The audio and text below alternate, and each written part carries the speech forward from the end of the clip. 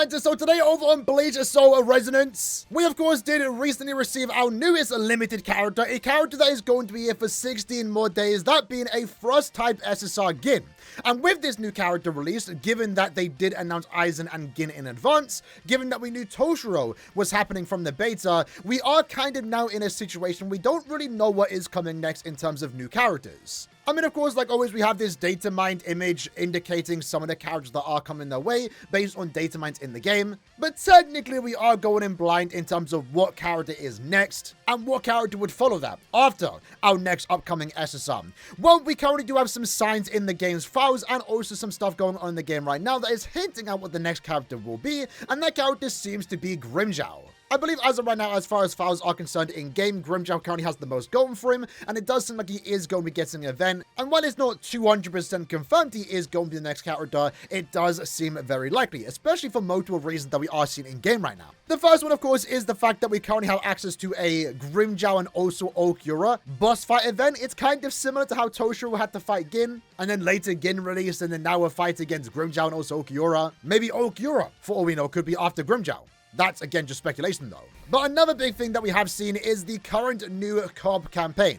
Obviously, these co-op campaigns are designed for potential new characters to be released. And if we have a look at him, it is wanting to use strike damage units and frost damage units. Now, there was also this image. It's quite low quality. It has been upscaled, so it does look a bit cursed. In this case, Grimmjow's face. That is the reason why. But it seems like right now, Grimmjow is going to be a strike-type unit. That was shown a few days ago. I'm not sure exactly where that did come from, but now with the announcement of the new Yami co-op campaign wanting you to use strike characters, we're definitely going to be getting a new strike type character, and Grimmjow seems to be potentially that. And in all honesty, it does make sense on why they want to do that. Because, you know, previously, based on this data mine, it seemed like Grimmjow is going to be a Frost-type sub-DPS unit. And, you know, maybe you could make the case that they are going to do something that they did with, you know, Aizen and also Toshiro, where Toshiro was a full assault unit, a spirit-type damage unit, and then 2 weeks later, they released his best slot, his best friend, sub-DPS,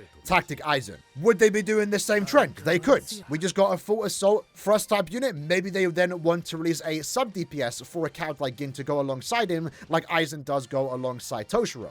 But I think right now, the smartest thing to do is definitely to focus on a strike full assault unit, because right now, out of all the teams in the game, for good reason, Strike is definitely the worst team out there. Sergeant is he's an alright character. I think you definitely want to get his first duplicate to make him more worthwhile. If you don't have that, the damage output he is riding isn't really that crazy, it's just critical rate. And Yoruichi is an overall solid character. But as we are seeing with limited time units, you know, Ichigo, Gin, Toshiro, they are just significantly better compared to any standard DPS unit that we have gotten thus far, which for the most part is just Yoruichi and also Ikaku. Comparing Ikaku to Gin, night and day difference, Gin is a significantly better character. So it seems like the game right now does want to get out a new full assault character in every typing. That way you're also more likely to summon for them, because full assault units are some of the more fun characters in the game. Then again, Aizen has kind of been the exception right now to what is expected with these types of roles, because he'd be doing more damage than a full assault unit. But Ichigo right now is a slash type full assault. Then we have Gin, the most recent one, for Frost, and then we also have Toshiro for Spirit. So we are missing a strike type damage dealer, full assault unit, and that seems to be what Grimmjow is going to offer in a way to replace Yoruichi. And doing that over a potential sub DPS tactic unit is definitely the best thing to do right now, because I'm not gonna lie, we have to wait and see how future characters are going to be in terms of tactic units, in terms of support units, because right now, Aizen is too good. Aizen is such a powerful character, and a character that, you know, if we check here, you know, no one expected this so soon, but Aizen gives 30% all damage to every typing. With how powerful Aizen is as a character right now, I really feel like the next set of tactic units have to take that above 30%, because otherwise, why would you use them over Aizen? Right now, the base has pretty much been 30%. I wouldn't be surprised in the future it goes up to 50, maybe even 60. That's definitely one way to get people summoning for new tactic units instead of just relying on Aizen all the time. But I don't think that's something that they want to do right now when Aizen is still a somewhat new character. Instead, I feel like the best thing to do is to release a new full assault unit. And again, that seems to be what Grimmjow is going to offer. With that in mind, if he is a strike DPS, it's going to be good for those that want to make a new strike team because we are rounding out the teams for the most part. And with that in mind too, I mean, most of the team when Grimmjow does release, if he does release in 2 weeks time and is a strike full assault unit, his team will probably consist of what you use for Toshiro and also Gin and maybe even Ichigo too. You use Kisuke as your main support unit, you use Aizen as your main sub DPS tactic unit, and then you just switch between, you know, Gin for thrust type damage, Ichigo for slash type damage, Toshiro for spirit type damage, and then eventually you will use Grimmjow. Now, with that in mind too, what we do know when it comes to the boundary screen, right? They did actually not recently, it was like a week after the game, they changed the graphic of this screen, unfortunately. But when you go to, I think, the third duplicate, you do get a cosmetic reward. Now, Grimmjow's is this. So we do know he is going to be in his resurrection when he does release. He's going to be a transforming unit from the likes of it, very similar to Bankai Ichigo. Maybe in this case, though, be a permanent transformation, which would more likely be similar to Toshiro. But this, after all, is going to be our first Espada. The big question is going to be, are they going to include the resurrections? I would assume yes. It would be a waste not to. I don't think we need 2 copies of Grimmjow, Neliel, Noritora, Aranyoro, Yami, etc. The only Espada that really does deserve 2 characters is Okiura. They can do his base into his resurrection for his first unit, and then when the timing is right, they can just give us a straight Segunda Etapa Okiura alongside a full hollow Ichigo. But with that transformation in mind, it would make no sense really for a transforming character to de-transform. With Ichigo, it's a Viden mask. He has a 10-second counter. With Toshiro, I mean, technically he also did have a counter with the petals in the back. So it does make sense that he can de-transform. But also at the same time, technically Toshiro can stay in his transformed state as long as he doesn't use his ultimate. So I'm kind of excited to see what Grimmjow, Okiura, and any potential future Espada is going to bring to the table in terms of gameplay, where they are going to offer a transformation effect, but also stay in that transformed effect. Then again, technically, we kind of see that with Yoruichi, where she does transform. Once you do transform with this character, the clothes does come off, at least the orange coat, and you see what she is wearing here. For around 10 or so seconds, though, you do get a powered up effect, and then after that, your ultimate is a damage ult. It's not necessarily transforming the character again, but it is going to give them benefits for, again, the next 10 seconds after using the ultimate. We could see something like that from Grimmjow and also Okiura. Again, the strike typing, not like it matters that much, but it does make sense in terms of how Grimmjow does play. We can actually open to the event right now just to see his brief gameplay in terms of how he does attack us as an NPC. But keep in mind, right, this is a boss. He is going to probably look a lot different when you actually play with him in-game. That has kind of been the norm. But I'm kind of excited for it because this Grimmjow, you can see he does a Cero. Likely they are going to include some type of Cero. I'm excited to hear the... Hold on.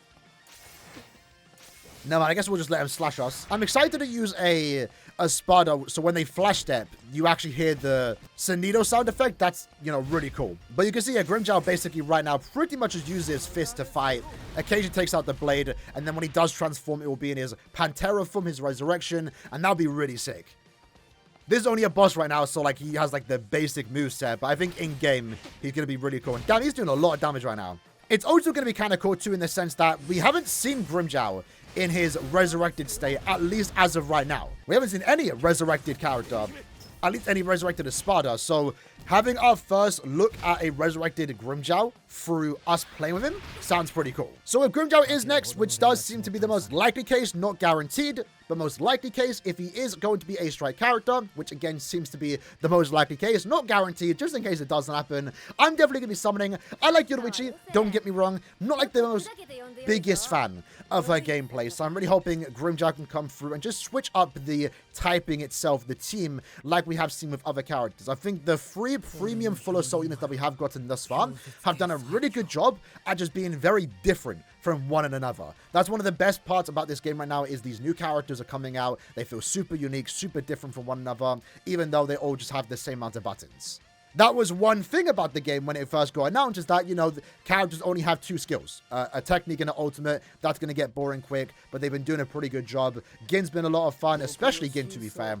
Way more fun than I thought he would be. Toshiro's been great. Ichigo, I'll cut him some slack because he was a character that was designed like 2.5, 3 years ago, but still also really cool. He got some upgrades as the, you know, game was leading up to release. And then Aizen has been absolutely crazy. I feel like Aizen maybe came out too soon. He's such a crazy unit. I don't mind it though. I'm here for it. He's such a fun unit. But yeah, when Grimmjow does release, it seems like Kisuke and also Aizen are going to be the go-to characters for him to make his best team. You probably could use Sajin, maybe not though.